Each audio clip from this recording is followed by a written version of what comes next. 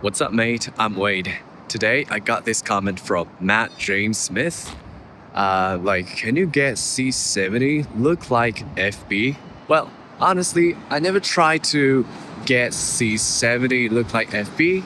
I might have tried the other way around, but not from FB to C70 because on C70 I normally shoot 40 to 10 bit. On FB I shoot. Sorry, the noise is really horrible, but C70 or FP shoots in Cinema DNG 12-bit, so it's easy to go from 12-bit to 10-bit, but not from 10-bit to 12-bit, so I never really tried. We'll see. I'll do my best. Before we start color matching, it's important to understand that these two cameras, the C70 and the FB, have completely different color philosophies. Canon's approach is closer to Aries. They're not chasing after the most accurate color reproduction, because accuracy doesn't always mean something looks pleasing to our eyes. Sigma, on the other hand, comes from a background of building foveation sensors, and their goal is to capture color as scientifically accurate as possible. That's why the FP's image straight out of camera can look a bit cooler or greener. It's not wrong, it's just that its sensor processing picks up more green and blue information in pursuit of precision, which again doesn't necessarily align with how we perceive color naturally. So knowing these basic color differences can help you color match more efficiently.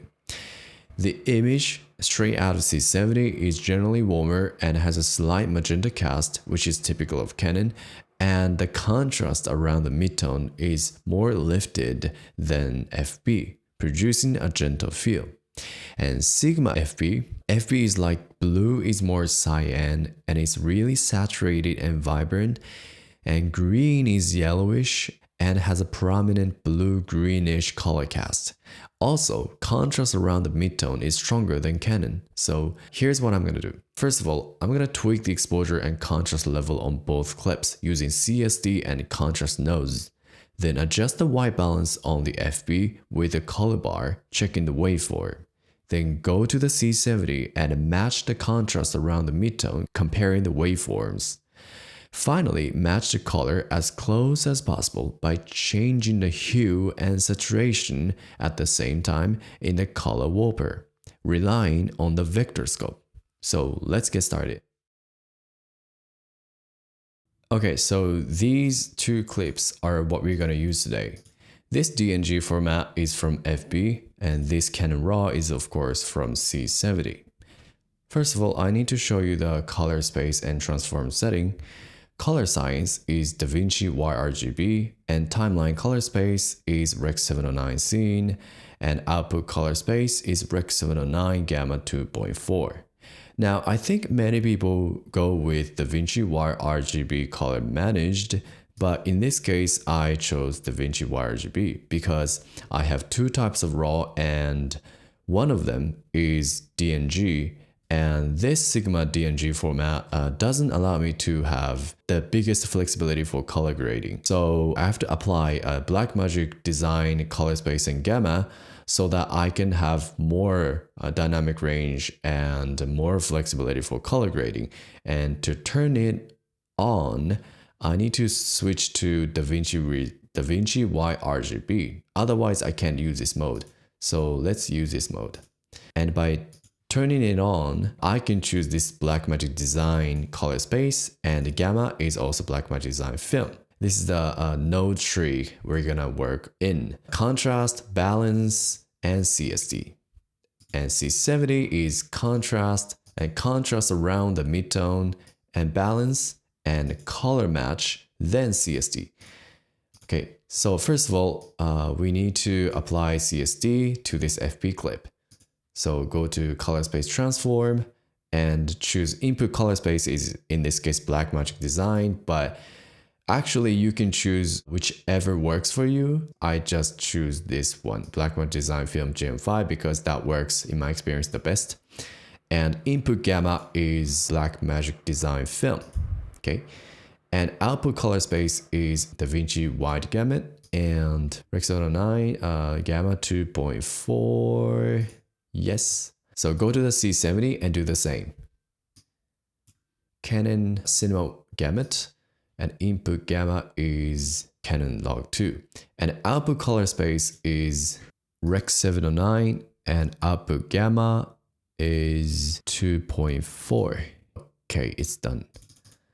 Alright, so these two clips are almost normalized, but I still think not contrasty enough. So let's add a little more contrast.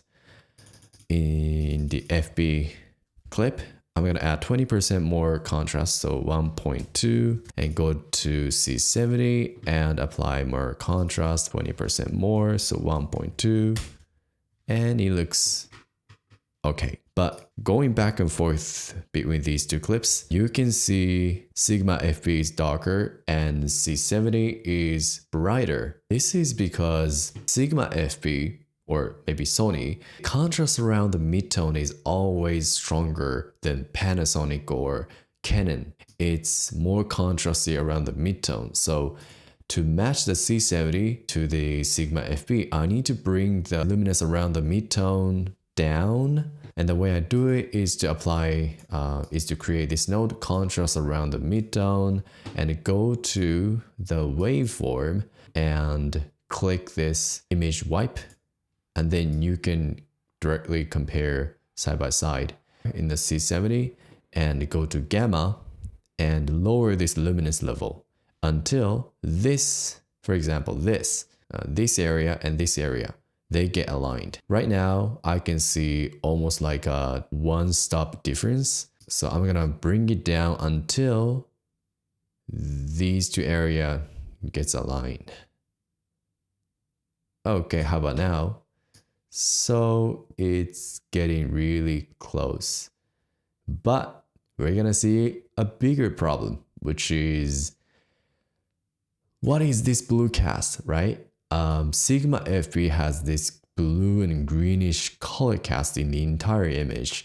And we can actually get the C70 look like this, but it's, in my opinion, I think it's better to color correct the Sigma FB first. Otherwise, it would be difficult to color match these two together. So the way I do it is to go to balance node, take a look at the waveform. What do we see now? I think we are seeing a dominant blue in the highlight and also more like a green color around the midtone, right? I can control this by lowering blue in the highlight, like so. And what do we see now? I think the red in the highlight is not enough. So let's bump up this red until it aligns with green and blue in the highlight and it makes white line, like so. I still see too much green in the midtone, so I need to correct it. And because it's a midtone, I go to gamma. This controls the midtone. And I'm gonna lower this tiny bit, like so. A little more, yes, minus 0.01. Okay, but now I see a little more red in the highlight. So I need to lower red a little bit, like so. Okay, it's getting really close. I'd say this is corrected enough. Before and this is after, right? It's a huge change. A huge change. Before, after. I think there is almost nothing we can do in the FB image. So this is gonna be the reference image we're gonna use. And we're gonna match the C70 to this image, this FB. So go to C70. I think right now C70 looks more like more greenish. And actually we can tell that by looking at the waveform. Green in the highlight is more prominent. We're gonna adjust that. Let's bring down a little bit of green, subtract green from highlight, like so. Okay, Now I think there's nothing to correct in C70 image. So now finally we can color match. The way I see color difference is actually turning on vector scope. And vector scope tells a lot of things. Switching back and forth, what can we say first? First of all, we can say Canon C70 is not as spread as Sigma FB, right? Canon C70 is like just this much, more towards center, but Sigma FB is more towards the edge. That means it's more saturated. So the way we fix is we can add another node, but because in this case I shot in RAW, I'm gonna go to the saturation and add more. So let's say I'm gonna add 20 and let's compare. FB, C70, FB, C70. Okay, so C70 is as spread as FB, which means the same saturation level almost. And what difference do we see now? I think the most prominent difference is blue.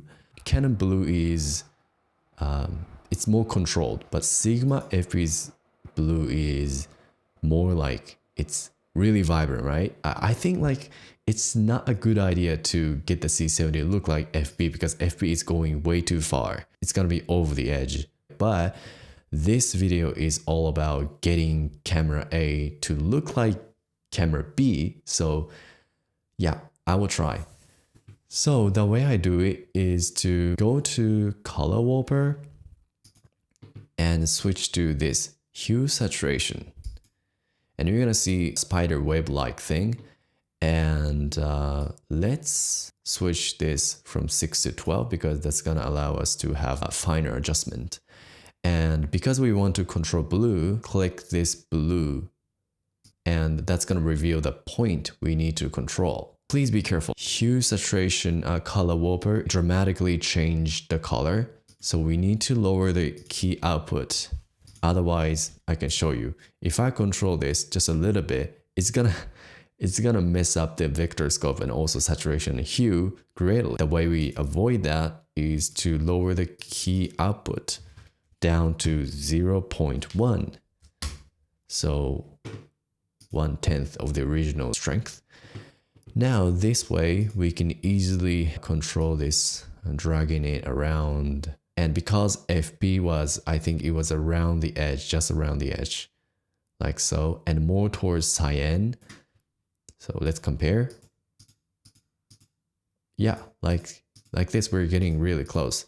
So going back and forth, this is C70, this is FB, C70, FB. The blue is really close, right? Okay, so now that we matched the blue to the Sigma FB, what else do we see now? I mean, the difference? I think it's red or orange. Sigma FB is more reddish. So let's go to the vector scope.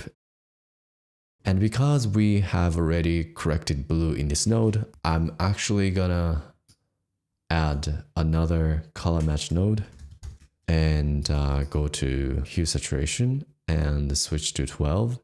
Okay, so let's click here and let's apply.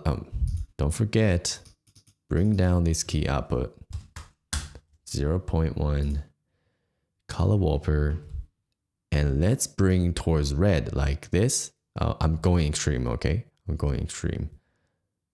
A little bit, just a little bit. I think the saturation is also stronger. So I'm gonna move this dot like so.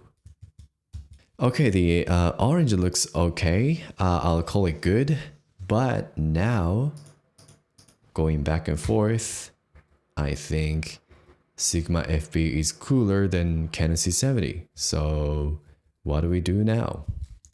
Actually, in this case, I'm gonna add another node. So let's compare these two side by side. Go to C70 clip and toggle on this side by side.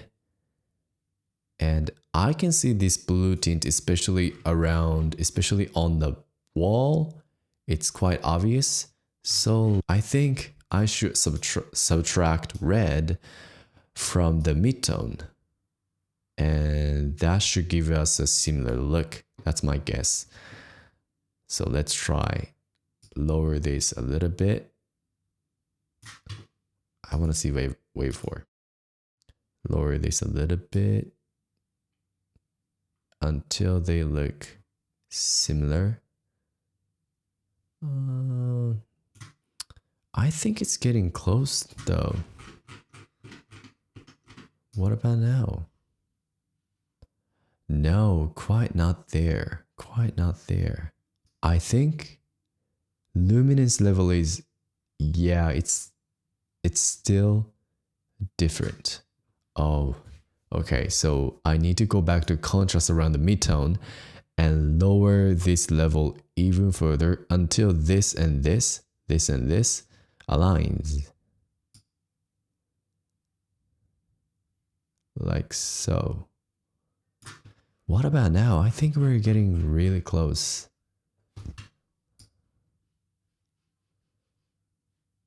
Oh, okay. I think I got there. It's not perfect, but the point is not about perfect, if I tell you an excuse. So switching back and forth, this is FB, C70, FB, C70. So I think these two clips look very similar than before. Now we managed to get the C70 look like FB, but FB's saturation is a little bit over the top. So as a final touch, we're gonna go to the CST and change the gamma mapping method from none to saturation compression. What it does is to compress the oversaturated color so that it looks more normal. Take a look at here, especially blue hue in the FB image is over the top. So let's change this from none to saturation compression. And now you see the blue hue is looking better. And go to the C70. We changed, we made the C70 way more saturated so that it looks like FB. But as a final touch, we're gonna change the gamma mapping method from none to saturation compression. Okay.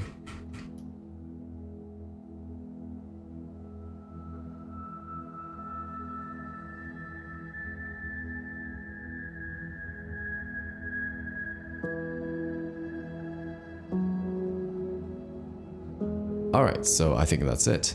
In my next video, I'm thinking of sharing my color grading method that I've been using for many of my C70 videos I've uploaded on my YouTube. And if you're interested, please leave a like or comment and tell me you're interested because that really motivates me to create a video. Okay, so see you in the next video.